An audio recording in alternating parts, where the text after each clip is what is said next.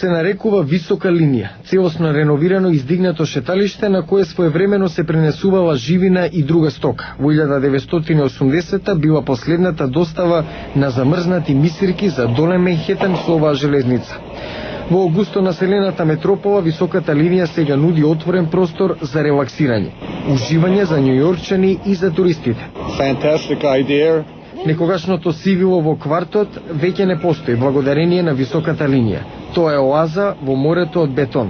На шеталиштето има повеќе од 100 видови на растенија, инспирирани од дивата флора останата по времето на функционирањето на пругата.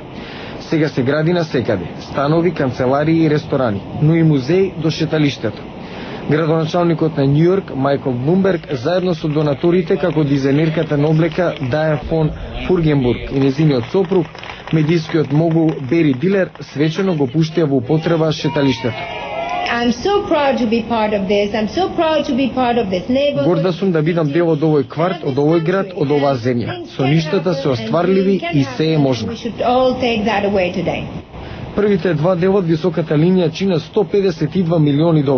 Од таа сума $44 милиони беа собрани од јавноста. За посетителите изгледа дека чекањето и дадените пари се исплателе.